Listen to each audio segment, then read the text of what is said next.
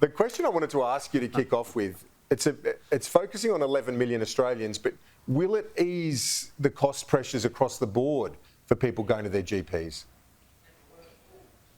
Well, it will for this cohort that has always been the target of bulk billing incentives, that is kids under the age of 16, aged pensioners, disability pensioners and concession card holders. So it's about 11 million Australians, but it's much more than that in terms of the throughput of an average general practice.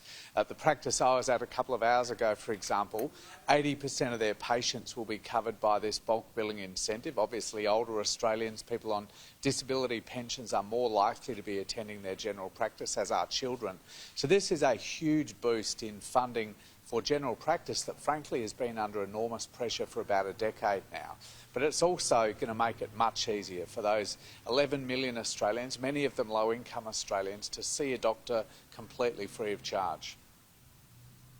You've suggested that some GPs will return to the practice of bulk billing now with this initiative and with this greater incentive. Have you got a sense of how many GPs we're talking about in that category? Well, we've been receiving messages from general practices right across the country that they're intending to return to bulk billing. Many of them had moved away from bulk billing only in the last couple of years because of that build-up of pressure, the freeze in the Medicare rebate that Peter Dutton started, then COVID, and then obviously the cost of living shock that swept the globe over the last 12 or 18 months. So those GPs didn't do that willingly. I mean, they want to be able to bulk bill their pensioners, their kids, their concession card holders, and we're hearing from them right across the country, those that have moved away intend to return to bulk billing because this is a very big income boost for general practices that do bulk bill their patients. And for many others, they've been saying they're under real pressure to move away from bulk billing. And this initiative from the government, strengthening Medicare as we promised to do at the last election, means that they can confidently tell their patients they'll be bulk billing well into the future. I know practices have been told to make sure that their software systems are up to date to ensure the collaboration with the health department is as smooth as possible. Are you expecting teething problems, or will these bulk billing increases be seen immediately? We've been looking at this closely. Obviously, we announced it in the May budget.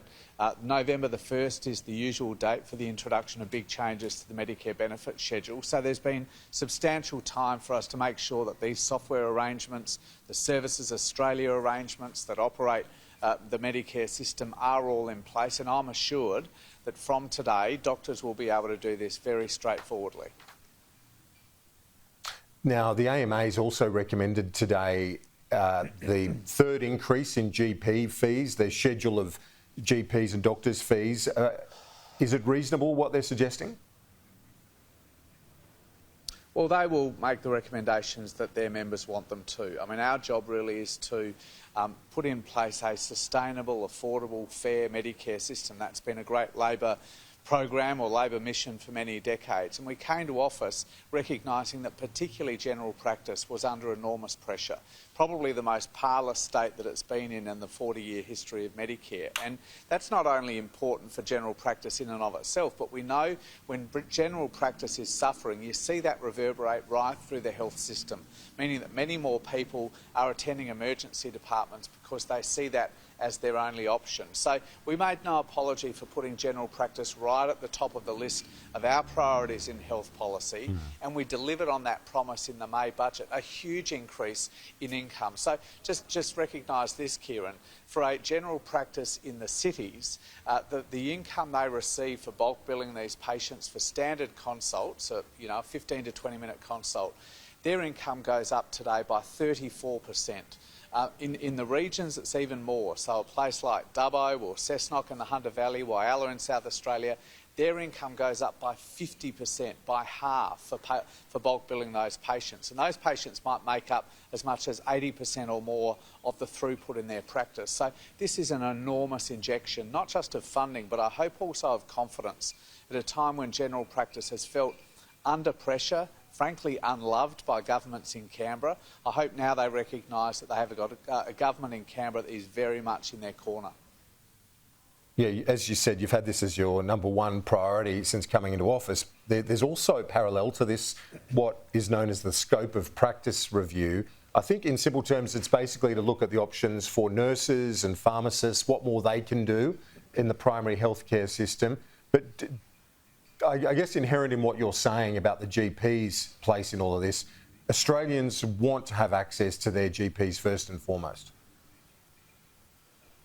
Absolutely. General practice is really the cornerstone of our healthcare system. And you see that right around the world, that idea of a family doctor or a general practitioner, as we call them here in Australia, are absolutely central to a well-functioning healthcare system.